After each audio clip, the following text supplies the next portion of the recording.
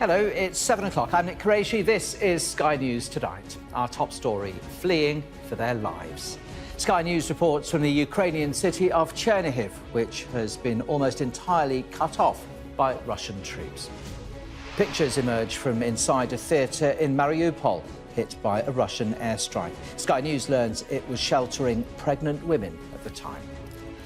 Russia hints it may have given up on a complete takeover of Ukraine, as Vladimir Putin says Russia is a victim of cancel culture. President Biden travels to Poland and announces a gas supply deal for the EU to help break its reliance on Moscow. And we're going to work to ensure an additional 15 billion cubic meters of liquefied natural gas, LNG, for Europe this year. Also tonight, a new COVID surge. Coronavirus cases in the UK increased by around 1 million in just a week. And a court is told that the man accused of murdering the MP Sir David Amess told police it was the strangest day of his life.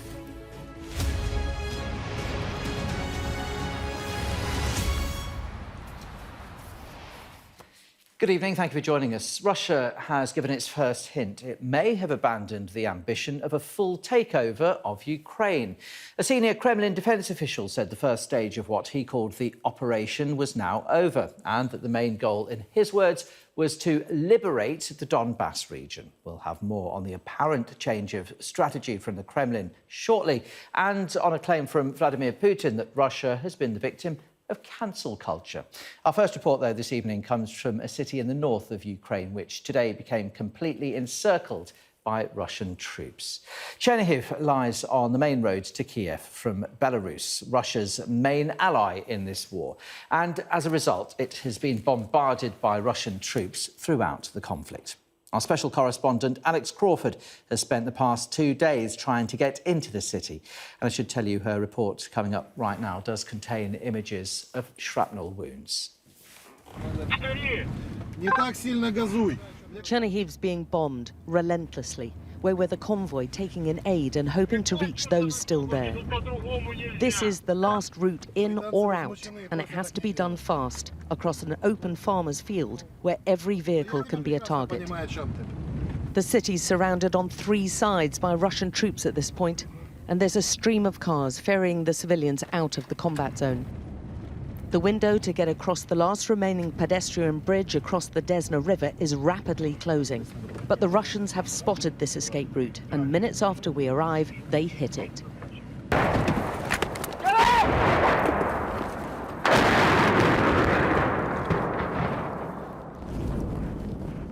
Okay, the shelling is very close.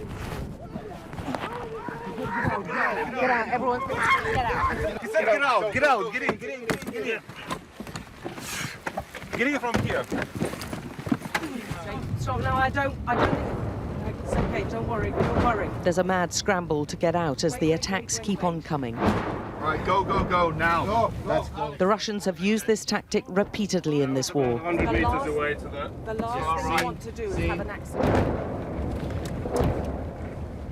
Yeah.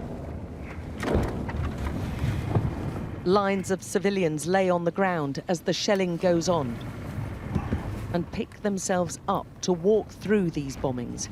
They've no option. Only chance and a prayer will get them through this. There are scores of people trying to flee, with bags on their backs. They're guided through the fields by soldiers whose guns are no match for this heavy artillery. They've been living without heating, food, water or electricity for weeks. Everyone, come and go from this way. The Russians have cut off Chernihiv now and destroyed the only corridor out, and they're targeting those trying to escape their bombs and rockets. Inside Chernihiv, the mayor has managed to film some of the destruction. There are bombed houses and buildings on fire everywhere. There are still an estimated 150,000 people trapped inside this city. It's strategically important because it stands right across the northern route chosen by Russia for its advance on the capital. We cannot cope with all the dead, the mayor says. It's carnage. We take refuge in a gym in a basement with a group of volunteer soldiers. Everyone who has made it out of Chernihiv has withdrawn to nearby villages, themselves coming under bombardment. This gives the volunteer soldiers time to make phone calls home. 1 month on, fighting this war, their families and children are mostly well away from the chaos and death they're seeing here on a daily basis. My heart is just breaking, one father tells us. It's very difficult because I'm so used to being with my family. They're my whole life. Away from their own families, they're saving the lives of others. How important is human life, another says. What could be more important than the lives of little children, little girls and boys? Nothing's making us do this. This is just what we have to do. Daybreak the following morning, and they're trying to work out how to get aid into Chernihiv and the civilians out. The last route has closed and is clearly still being targeted. One paramedic asks us for help. He's Yuri, and he tells us the bridge crossing point where he was waiting to help casualties has been shelled 15 minutes earlier. Now he is wounded. He's been deafened by the blast, it was so close, and he's got several shrapnel wounds. Bits have lodged in his leg, and he needs surgery. There's little that can be done on a roadside, but one of our team does what he can. Where from you? British. And shrapnel appears to have punctured his lung. He says he's finding it hard to breathe. Targeting of civilians and non-combatants like medics is a potential war crime. I went there all on my own, Yuri tells us. And I saw destroyed cars, destroyed civilian cars. They were all burned out. They were completely destroyed. And there was one dead civilian with his bags. Okay, guys, good luck. Yeah, good luck to you. He leaves to try to get to a hospital with this parting message for the world. I need our country, need your help. Good luck. Nearby, a farmer's field has been littered with the remains of cluster bomb rockets fired from a multiple rocket launcher. We've consulted several independent experts, including the investigative group Bellingcat, who've identified them as cluster munitions. They're being used by both sides in this war, but the angle suggests they've been fired from Russian positions. The United Nations is investigating the use of cluster bombs as possible war crimes. From inside Chernihiv, they fear they're the next Mariupol. They're trying to create as big a humanitarian disaster as possible, one Chernihiv official tells us. Because they can't get the city militarily, they're trying to force us to give up this way. There are constant sirens warning of attacks on the surrounding villages. And those desperate to leave know every movement comes with risk, including the buses taking them out of here, which they patch up hurriedly. This was hit when it was full of escaping women and children. Chernihiv is really being hit by tank fire, being hit by jets, he tells us. Some people haven't been able to get out for 2 weeks. Those who've made it out talk of a nightmarish existence. It's hell there. It's hell, this mother tells us. My children's godmother is still there. It's not possible to leave the shelter. There's no food, no gas, no electricity. It's just like Mariupol. Everyone's cut off. They're distraught and terrified. Chernihiv used to be so beautiful, she says. The rituals of death are crammed in between the shellings as those left behind struggle to live. For those here, this isn't real living. It's just surviving. And those trapped in Chernihiv cannot know how much longer they can hold out. Alex Crawford, Sky News, outside Chernihiv. Got some breaking news to bring you on Sky News tonight. This an update to a story we've been telling you about through the course of the afternoon and evening, in that the Irish Foreign Minister Simon Coveney was taken off stage earlier by officials during a speech in Belfast following a security alert. The event organiser gave the reason, saying a suspect device was discovered in a hijacked van in the car park of the venue. That happened just before lunchtime. Well, in the past few minutes, the police service of Northern Ireland has been giving a news conference. And the outcome of that is that the PSNI says it believes 2 gunmen who hijacked the van were from loyalist paramilitary groups that had been suspected. That's one facet. The other bit of information coming through is they believed what was happening here to be a hoax. They believed gunmen were from loyalist paramilitary groups, and another line coming out of this from this conference is that this was all down to a hoax. So this was essentially a security alert involving the Irish Foreign Minister Simon Coveney, who was speaking in Belfast, who was hauled off stage, where a bang was apparently heard at the location several hours after Mr Coveney left. Some suggestions that was because a controlled explosion was carried out. But suggestions this was a hoax, but that loyalist paramilitaries were involved in this suspected bomb hoax. Let's return to Ukraine right now. And the city government in Mariupol says around 300 people died in a Russian airstrike last week on a theatre being used as a bomb shelter. New picture has emerged from inside the theatre, which has been verified by Sky News. The video was filmed on March the 16th after the reported Russian strike. And Sky News has learned that pregnant women were moved there after a maternity hospital in the city had been bombed. Sky's Sally Lockwood has the latest. It's taken more than a week for these images to reach the outside world. Covered in dust, clearly in shock, but a first confirmation some civilians survived the bombing of a theatre in Mariupol. Eyewitnesses say at least 300 people lost their lives. It's not clear how many more may still be buried here. The building had been packed with more than 1,000 civilians, the word children clearly visible from the air. Diana lived next to the theatre, but escaped before the bombing. Everywhere it was flooded with people. I know that there were pregnant women that were brought from that maternity ward in the third hospital that was bombed the days before. They were brought to the theatre because it's like a big building. They put these women with kids or pregnant women in these dressing rooms for the actors. And it was in this part which was bombed. And they were in the theatre when it was bombed? They were in the theatre. They were right on the exactly like the point where it was hit. Diana says there are now so many bodies, they're not buried anymore, and body parts hang from trees. Those who are still living this nightmare have little way of being heard. British photographer Max Clark recently escaped with these images and stories of suffering. The bodies are largely being buried by now, but there's still some. You can certainly smell them in piles of rubble that are inaccessible.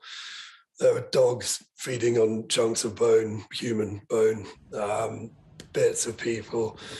There are freshly dug graves everywhere.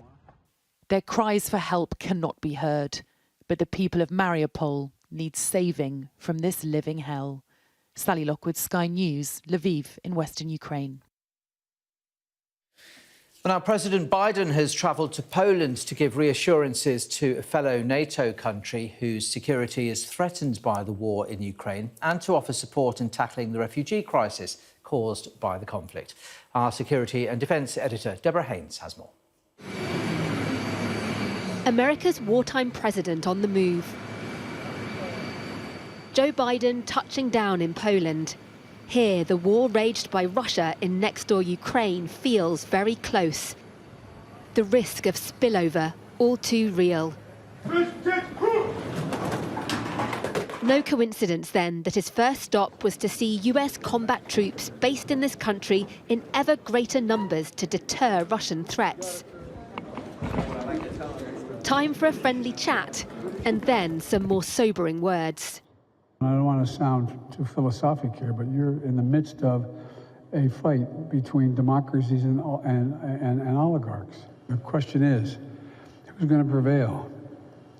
Are democracies going to prevail and the values we share, or autocracy is going to prevail? And that's really what's at stake. So what you're doing is consequential. The tough talk is being heard in the Kremlin, with Russia's president again distorting reality and playing victim. They're not trying to cancel our country. I'm talking about the progressive discrimination of everything to do with Russia, this trend that's unfolding in a number of Western states, with the full neglect or sometimes encouragement of Western cultures. In fact, it's President Putin's war in Ukraine that's triggered the West's outrage, though Moscow has signalled a scaling back of its ambitions, claiming it'll now focus on the eastern region of Donbass, a far smaller prize than toppling the government in Kyiv. Lots for President Biden to discuss when he meets his Polish counterpart on Saturday, including whether to arm Ukraine with more powerful weapons like tanks and jets. We are in favor of supporting Ukraine, whatever they need. We should, as NATO, as the European Union, consider what can we offer. But once again, it shouldn't be done. It should be done jointly. Another joint effort is how to care for millions of Ukrainian refugees fleeing the fighting. This vast exhibition hall outside Warsaw has become a transit hub and holding centre for so many broken lives. Katia fled the southern port city of Kherson with her 2 children and niece. She revealed what life is like inside an area now controlled by Russian forces. Насколько пытаются, на Херсон они просто окружили и помощь никакую не пропускают. Люди остались без продуктов, те, кто смог заранее что-то закупить, то у них и осталось. Пытаются друг другу, конечно, помогать, у кого что есть, меняться. А так даже маленьким детям невозможно ни памперсы купить, ничего, ни продукты, ни еду, ничего. At least now they have sanctuary, with plans to catch a bus to Lithuania. Brave stoicism everywhere in this place, even among the youngest. Deborah Haynes, Sky News, Warsaw. Well, the war in Ukraine is sure to feature heavily in tomorrow's papers. We'll have our extended press preview and news review from 10:30 this evening with tonight's news and tomorrow's headlines. Joining us will be the Daily Mirror columnist Susie Boniface and the Spectator's deputy editor Freddie Gray. Now, COVID cases in the UK have soared by around 1 million in just a week, a jump of 30%. The Office for National Statistics estimates 4.2 million people had coronavirus across the latest 7-day spell, with Northern Ireland the only part of the UK to see a dip. Well, the ONS says around 1 in 16 people in England had COVID in the last week, compared to the previous week's figure of 1 in 20. In Scotland, around 1 in 11 people had the virus, and in the previous week that number was 1 in 14. In Wales, 1 in 16 people had tested positive, up from 1 in 25 in the previous week's data. While in Northern Ireland, 1 in 17 people had COVID-19, and that is down from the 1 in 14 in the previous survey. Our science correspondent Thomas Moore has been taking a closer look at the numbers. The latest data from the Office for National Statistics shows another big rise in COVID cases. More than 4.25 million people in the UK had the disease in the week to last Saturday, up 1 million in just 7 days. Look at a chart and you can see how the infections have surged since the second half of February, driven by the more infectious BA2 subvariant of Omicron and the lifting of all restrictions. And they're now close to the record peak for the pandemic in January. The highest rates are in young children. More than 8% had COVID. But there will be more concern that 5% of people over 70 had the virus, and they're, of course, much more likely to become seriously ill. So are they? Well, data from the UK Health Security Agency shows hospital admissions in people over the age of 75 are now higher than they were at the peak of the Omicron wave at the start of the year. The hospitalisation rate for every 100,000 people over 85 was 178 last week, compared to 158 in January. And in people between 75 and 84, it was 74 last week, compared to 70 in the January peak. Now, that looks alarming, but the Health Secretary has said 60% of people testing positive in hospital are being admitted to treat other conditions, not COVID. For now, the vaccine appears to be holding up reasonably well, but it's beginning to wane, as shown by other data from the Health Security Agency. It looked at people with respiratory disease needing oxygen, ventilation or critical care. Now, immediately after the booster, the jab was 95% effective at preventing such serious disease. But 15 weeks after the booster, that had dropped to 87%. It's a relatively small drop, but if lots of older people are being infected, it could add up to lots more hospital admissions. And that's why everyone over 75 is now being urged to book a spring booster to top up their immunity. Thomas Moore there. You're watching Sky News Tonight. Coming up, a court is told that the man accused of murdering the MP Sir David Amess told police it was the strangest day of his life. The details in a couple of minutes.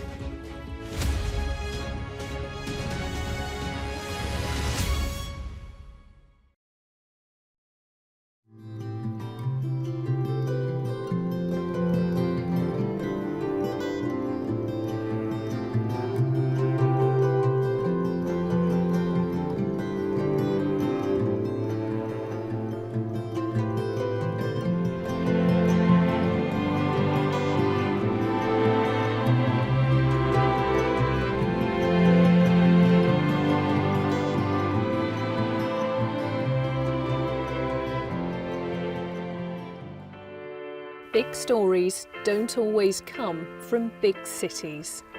I'm Lisa Dowd and I'm Sky's Midlands correspondent, and this is where I grew up. We can reveal that the driver who hit Harry Dunn is 42-year-old Anne Sakoulas. Just met the president and we never thought we'd get this far. This is what they're up against, that the wind is the really big problem. It is back-breaking work and the smoke is thick. It's been working well. Water levels are dropping, but no one knows what impact further rain will have. What would you do if this place wasn't open? We take you to the heart of the stories that shape our world. It's really scary. We're terrified. In this community, I'm told that everybody knows someone affected by COVID. Hopefully this will be the last wave. I never knew they would make it. It's amazing. Change seems tantalisingly close in this corner of the UK. Wales was the first to introduce the plastic bag charge. This is my patch, my specialism. It's also my home.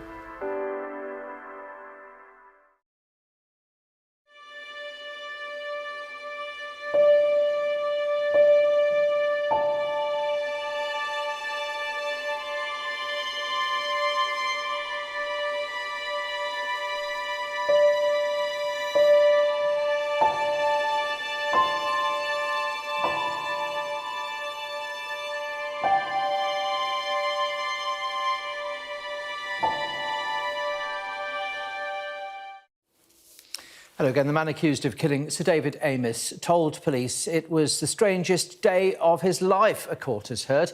Ali Harbi Ali is on trial for the MP's murder in October last year. Sky's Charlotte Lomas has the latest. Absolutely extraordinary and chilling day of evidence here at the Old Bailey. The jury was shown police interviews with Ali Harbi Ali in the days after the attack on Sir David Amess MP. In the first interview, which was directly after the attack, a police officer asked Mr. Ali, "Is this a terrorist attack?" To which he replied, "I mean, I guess, yeah, I killed an MP, I done it." Then in other police interviews, he calmly described how he had prepared to carry out previous attacks but hadn't gone through with them because he had bottled it, and how he wanted to target an MP, but one MPs that had voted in favour of carrying out airstrikes in Syria in 2015.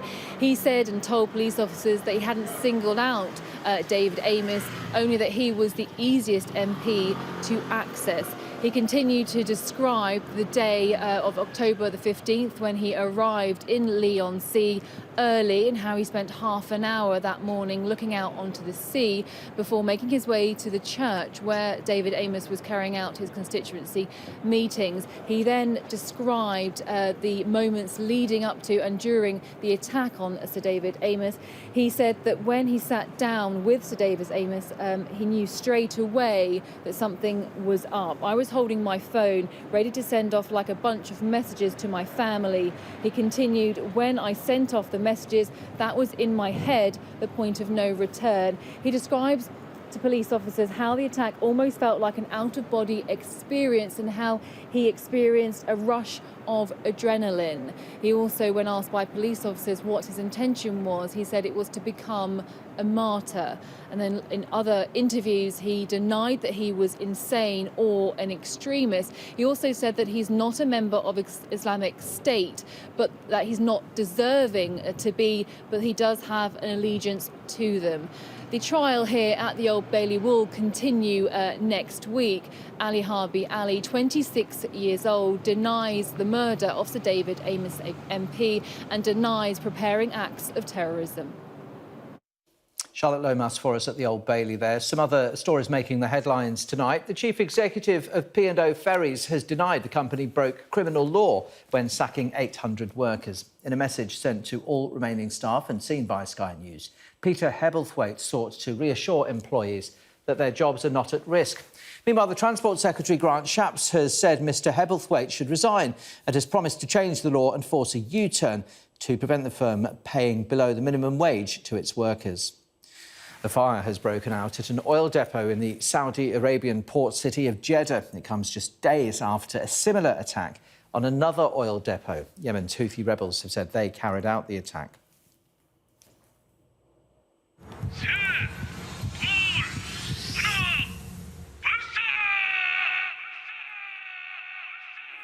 North Korean state media has aired footage of a weapon being tested, which has the potential to reach the United States.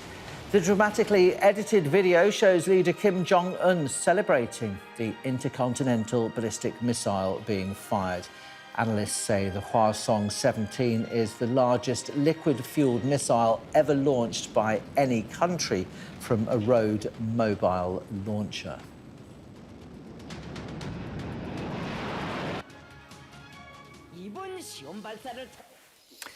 You're watching Sky News tonight. Coming up in a few minutes, we'll have a special report looking at the economic war being waged by the West against Russia as punishment of its invasion of Ukraine.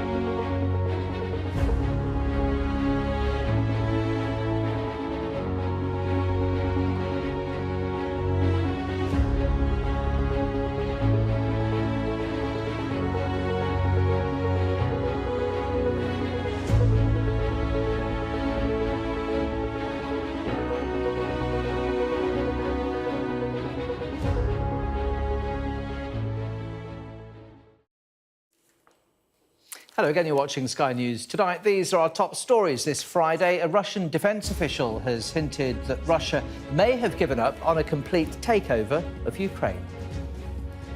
The city government in Mariupol says around 300 people died in a Russian airstrike last week on a theatre being used as a bomb shelter. And President Biden is in Poland offering security assurances and humanitarian support. As the war on the ground in Ukraine continues to rage, the more invisible economic war being waged by the West against Russia is inflicting material damage on their economy and reshaping the entire global economy. Our economics editor, Ed Conway, has been taking a look at a financial battle the like of which the world has never seen. Here now is his special report.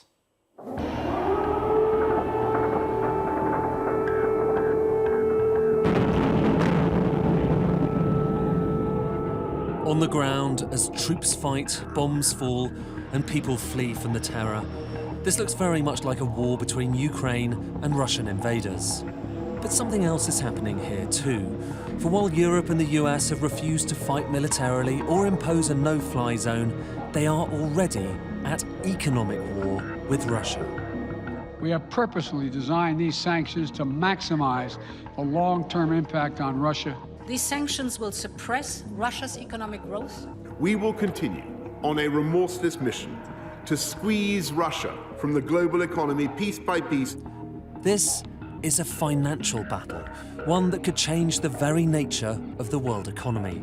An invisible assault that goes further than anything we've ever seen before. This is something we did not do in World War II with Germany. That really is a new use of financial power that's quite unprecedented. I'm definitely worried, yes. It's worth just taking a step back and considering the scale and the speed of what we're talking about here in terms of sanctions from America and Europe. You've got financial sanctions on individuals, oligarchs, politicians. We've had them before, but they've gone even further. You've got the financial messaging network, SWIFT. Russia's been cut off from it. It makes it even more difficult to get money in and out. And then you've got trade, new tariffs on goods coming out of Russia. Effectively, it is a pariah in the global trading system. And all of this has happened very quickly, because when it comes to economic war, speed matters. This was an attempt by Europe and the United States to tilt the battlefield in Ukraine's favour. And I still think, to a degree, that is the way in which we're thinking about these measures, is a sort of siege against Russia, a counter-siege of an economic, financial, trade, tech variety, to try and alter the outcome in military terms of a struggle which is not resolved.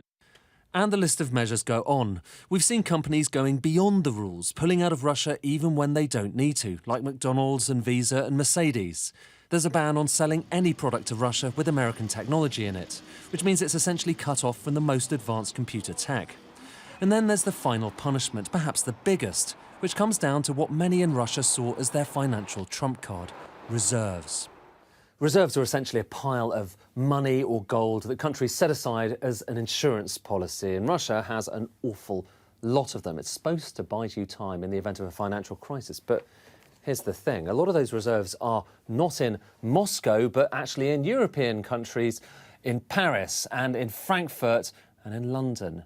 And when these financial sanctions were imposed, Europe and the US said, no, you don't. We're going to cut you off. I don't think that anyone has frozen central bank reserves in the way that Western countries have with Russia's reserves, and so that really is a new use of financial power that's quite unprecedented. The upshot in the following days, a collapse in the Russian currency, the ruble. It's unclear whether Russia will be able to pay any of its foreign currency debt in the coming months, not because it doesn't have the money, because it's not allowed to use the money. A default, but not as we know it. That brings us to the impact, and in short, it could be very bad. For Russia, a cataclysmic recession, perhaps even worse than in Ukraine, raising the question, was that the plan? If this is economic war, what constitutes victory? The battle could be, we want to weaken the Russian economy to the point that it's either unable to be a danger or keep making sure that it's unable to perform these actions again in the future. So there is indeed a war logic being applied. The impact elsewhere around the world will also be severe. We could see a food crisis, especially in sub-Saharan Africa, which is enormously reliant on Russian and Ukrainian wheat. Russia and Ukraine altogether account for about 30% of wheat export, as you know, fertilizers as well. So cutting this production off for a number of countries will have two impacts. One is that we are seeing global prices rising. And the other one is that some of this wheat, some countries really needed it badly. And then there's energy. Russia has the world's biggest reserves of natural gas. Europe massively reliant on it. And you might have thought that would have gone down since the invasion, but have a look at this. Actually, since the invasion, flows of natural gas from Russia to Europe have gone up to the highest level so far this year. In other words, even as Europe imposes sanctions on Russia, it is also funneling billions of euros of cash across to Russia to finance energy. If you're involved in a long, protracted siege of Russia, you have to pace yourself. I mean, this is the position of the German government, right? We precisely because we're serious about this, we need to move in a deliberate fashion. In other words, there is realpolitik, pragmatism going on here, even amid the economic war. But for Germany and the rest, this conflict is likely to do something else: redraw the map. For decades, Germany practiced Ostpolitik, trying to draw Russia closer to Europe through economic and energy ties. But now, in the face of economic war, does Russia lean to the east, towards India, towards China, and do Western nations redouble their reliance?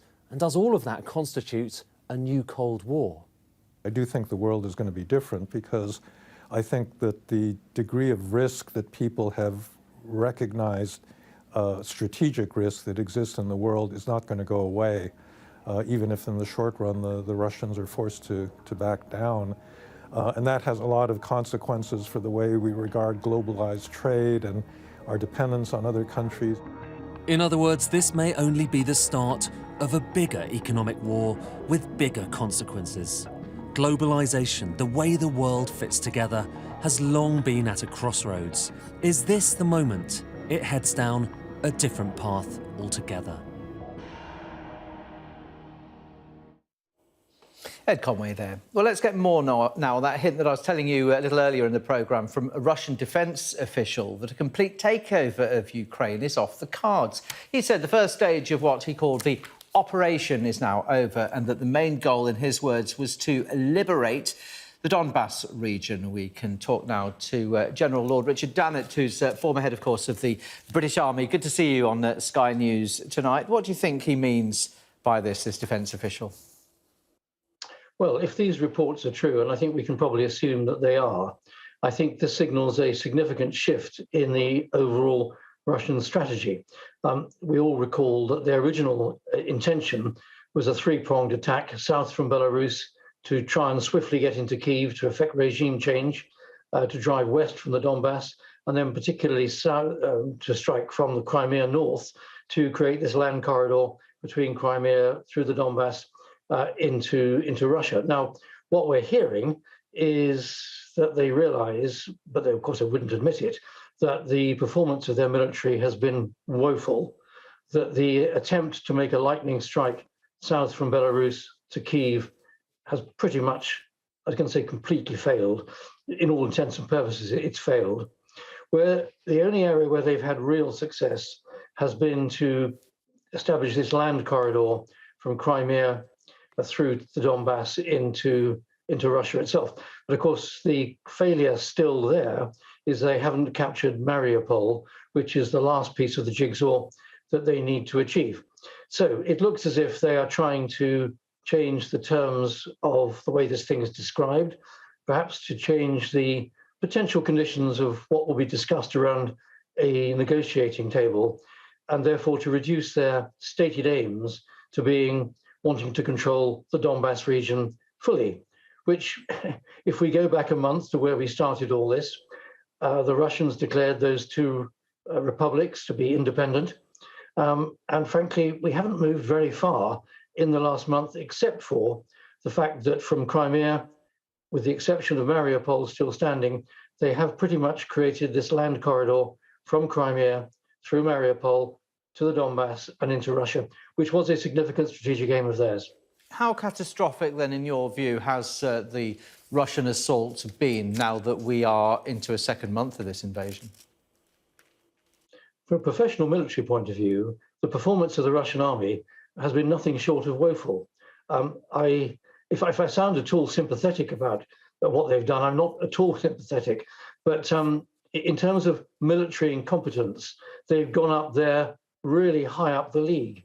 Their plan was far too optimistic. The state of training of their military was very poor. Their logistics have been quite incapable of supporting their ambition. They failed to take control of the air, and they, on the ground, from what we've seen, have failed to integrate their armor with their infantry, with their artillery and their air defense. Their performance on the battlefield has been woeful. Now, and of course, the other thing, of course, is that they were totally misleading to their own troops, who they were told were going to advance into Ukraine as some kind of peacekeepers, some kind of liberators, and would be welcomed. And of course, that was completely not the case. Now, turn that round, flip the coin, how courageous and determined the Ukrainians have been, and their moral component of fighting power, their determination to win, has been quite phenomenal. So put all those things together, it's actually no surprise after a month that the Russians effectively have got nowhere in their thrust to Kyiv, but what they have managed to achieve after excruciating besieging towns, shelling them, mortaring them, is establish something of a land corridor from Crimea through the Donbass into Russia, but they haven't taken Mariupol yet. That is a major issue that they've still got to try and achieve. Nevertheless, they are surrounding Mariupol and causing utter devastation to the people there, as we have seen. If these statements are true and they're concentrating on the Donbass, do you think we will see a withdrawal of troops and tanks from other areas? Well, it's difficult to tell. I mean, I think what we are already seeing is that the Russians north of Kyiv, north and west of Kyiv, are going firm, as it were, digging in and consolidating their positions. But then we've also seen some reports that they are withdrawing in certain parts of that part of the battlefield. An oil refinery recently been shelled. And so there's a bit of a scorched earth policy as they withdraw. So I don't know what their strategy is going to be, but it would appear to me that they are signaling that they are giving up on the strike towards Kyiv. Therefore, they're giving up on the desire to change the regime in Ukraine, and they're consolidating on the Donbass. And they would like, if they possibly can, to get this land link from Crimea through into Russia. And I think that's now constructing the terms of the negotiation, that at some point, I think now sooner rather than later, those negotiations around a peace table will start to be conducted. Alternatively, Lord Dana, I suppose it could be seen as a ruse to get Ukrainians to concentrate on the Donbass and then get into other areas that they haven't been able to achieve so far. Yes, you could argue that. But if you look at the flat-footed performance of the Russian military over the last month, I don't think they are agile enough to be able to do that. I think the reality is that the Russian military has pretty much shot its bolt over the last month. The casualties they've taken, and it's difficult to verify the numbers killed, but in around about the 7 to 10 to 12,000 number, double that or treble that in terms of casualties. Look at the equipments that they've lost. The Russian military is not the huge military that it was in the days of the Cold War. It's much smaller, quite modern, but much smaller. And they've taken a hell of a pasting. And I don't think that they are now capable of regrouping and launching a major attack in another area. So I think this decision to focus on the Donbass is almost a minimalistic position of saying we've got to get something out of this war. And at the very least, we want the provinces of Luhansk and Donetsk to be Russian. And if one's being honest about it, if you analyze those republics a month, 2 months ago, they were pretty much Russian-speaking, pretty much leaning towards Russia anyway. So this, I think, is the issue that President Zelenskyy of Ukraine has got to face up to. He's done extraordinarily well. His regime has survived. he's probably given up aspirations to join NATO, but would still like to join the European Union. He may just have to concede those 2 provinces in the east, which, as I said just now, are pretty much Russian anyway. Very interesting. All right, Lord Dunnett, thank you very much indeed for your thoughts tonight. Thank you. You're watching Sky News tonight. Coming up, as Joe Biden visits Poland to promise military and humanitarian support, we'll be hearing from a former Polish foreign minister.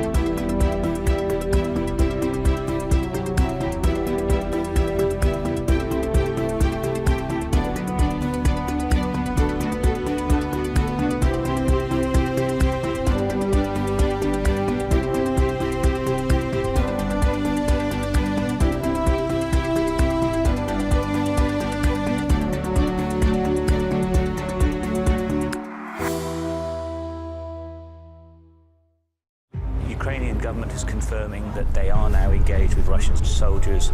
Air raid sirens fill the airways. In the distance, artillery rains down. It feels very close to the centre of this one. They found this devastation to their apartment. Lots of people live here. Quite a few of the windows of the houses have been blown out by the blast. And it feels that it's changing each day.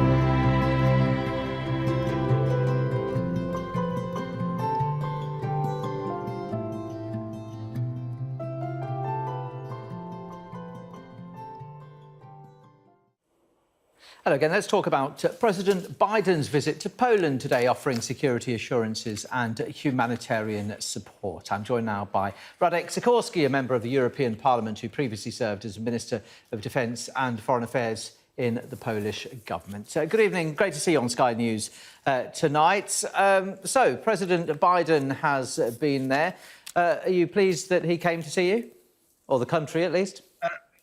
Of course we are, but let me just refer to what your previous guest mentioned.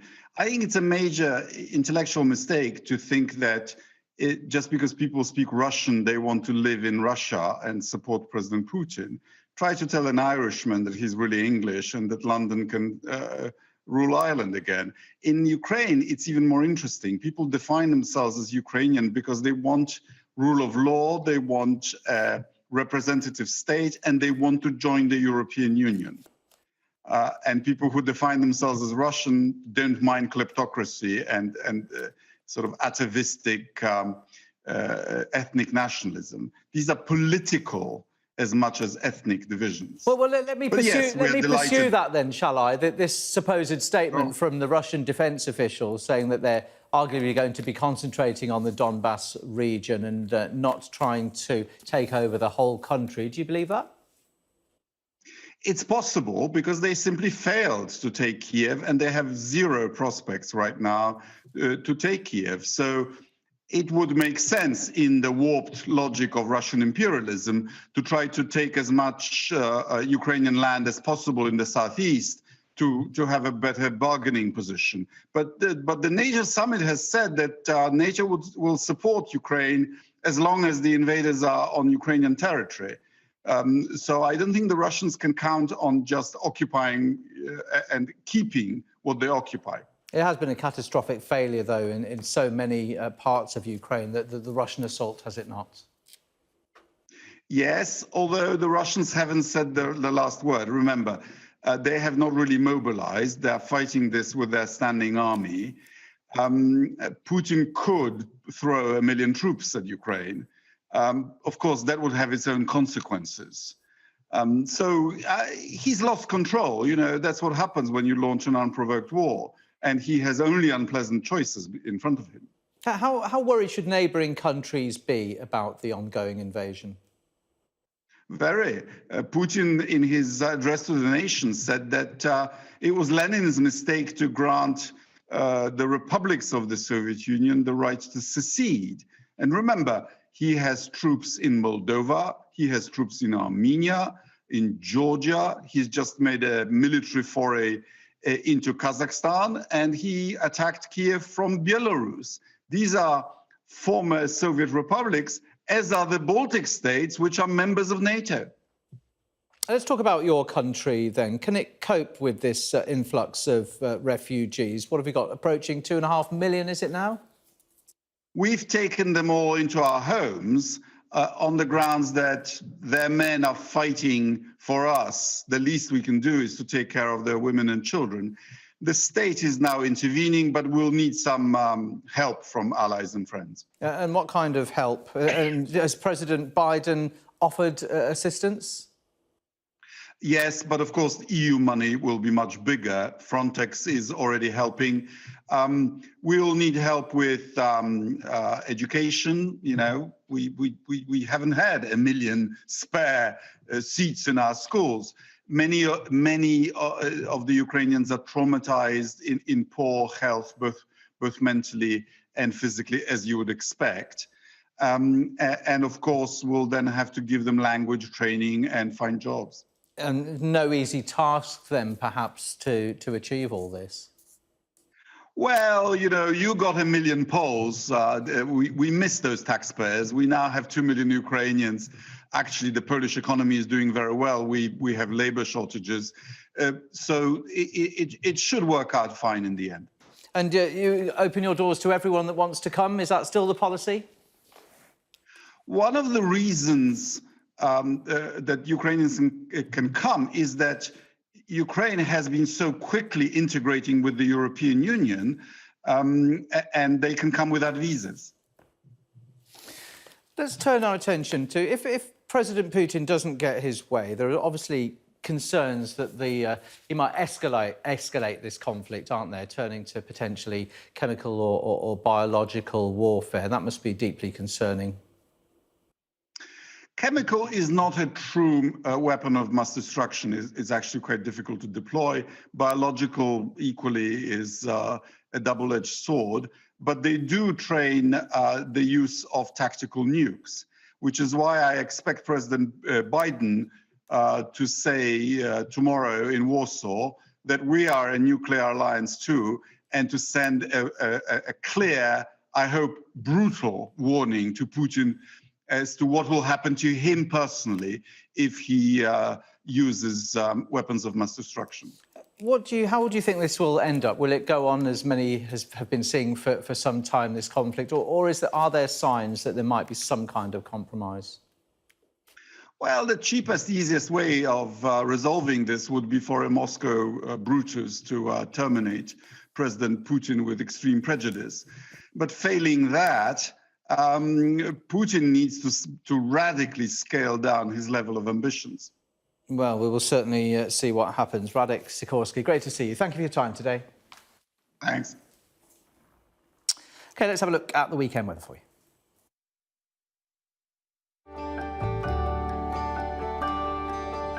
Look forward to brighter skies. The weather, sponsored by Qatar Airways. Well, settled conditions are going to prevail over the next few days, but cloud amounts will increase for some and temperatures will slowly fall away to near average values. This evening, it will be largely cloudy over the far north and northwest with some patchy drizzle for Orkney and Shetland. Skies will be mostly clear elsewhere, with temperatures dropping back into single figures after dark. Overnight, it may become cold enough for a few pockets of frost, and patchy mist and fog is likely to form around dawn. Ireland, eastern England and the southeast will be most at risk. That's going to clear tomorrow morning to give another sunny day, although skies will be more hazy in the east. Cloud will persist in the north and the northwest as well. It will be pleasantly warm in sunshine and light winds, with a daytime high in the late teens Celsius and a potential peak of 20 Celsius. The weather, sponsored by Qatar Airways. Watching Sky News tonight. Coming up in the next hour, we'll be reporting from the Ukrainian city almost entirely cut off by Russian troops, and hear from the people desperately trying to flee.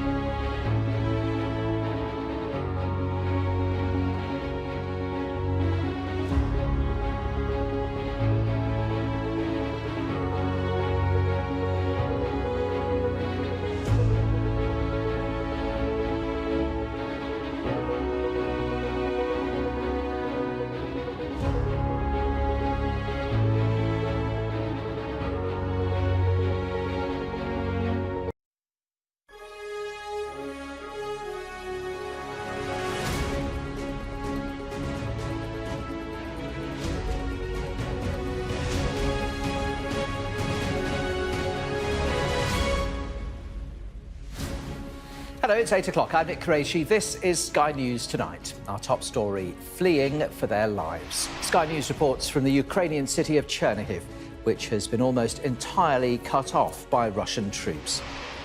Pictures emerged from inside a theatre in Mariupol, hit by a Russian airstrike. Sky News learns it was sheltering pregnant women at the time. Russia hints it may have given up on a complete takeover of Ukraine, as Vladimir Putin says Russia is a victim of cancel culture. President Biden travels to Poland and announces a gas supply deal for the EU to help break its reliance on Moscow. We're going to work to ensure an additional 15 billion cubic meters of liquefied natural gas, LNG, for Europe this year. Also tonight, a new COVID surge. Coronavirus cases in the UK increased by around 1 million in just a week. A mother and her ex-partner are jailed over the death of her 2-year-old son. Kyril Matthews went into cardiac arrest after suffering 41 fractures to his ribs and a deep cut to his liver. And a court is told that the man accused of murdering the MP Sir David Amess told police it was the strangest day of his life.